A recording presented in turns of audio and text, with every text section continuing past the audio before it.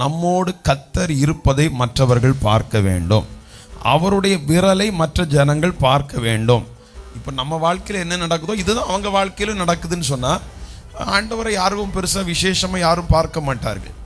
ஆனால் இந்த மந்திரவாதிகள் அவர்கள் ஒரு கட்டம் வரும்போது பாருங்கள், பேனை பிறப்பிக்கும் போது அப்போ அவங்களும் ட்ரை பண்ணி பார்க்குறாங்க, நம்மளும் பேனை கொண்டு வரலாம் அப்படின்னு. அவங்க மந்திர வித்தையினாலே முயற்சி செய்த போது அவர்கள் ஒரு முடிவுக்கு வருகிறார்கள், இதை நம்மால் செய்ய முடியாது.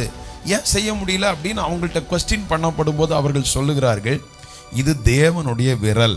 அவங்களால எதை செய்ய முடியலையோ அதை செய்யும் போது தான் அவர்கள் கர்த்தருடைய கிரியை கண்டார்கள். ஆண்டவரை அறியாத மனுஷனை அவங்க சரண்டர் ஆகணும்னு சொன்னால் ஒருவேளை நம்மள்கிட்ட சவால் விட்டு பேசி கொண்டிருக்கலாம், இல்லாவிட்டால் நம்மிடத்தில் ஒவ்வொரு விஷயங்களுக்கும் குதர்க்கமாக கேள்விகளை கேட்டுக்கொண்டிருக்கலாம்.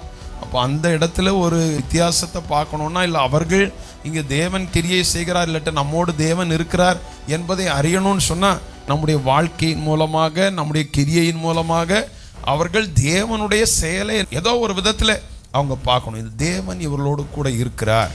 நான் எதை விரும்பணும்னு சொன்னால், இந்த உலகத்தில் ஆண்டவரை அறியாத ஜனங்கள் என்னை பார்த்து உம்மை அறியக்கூடிய விதத்தில் சில கிரியைகளை என்னுடைய வாழ்வில் நீர் செய்யணும்.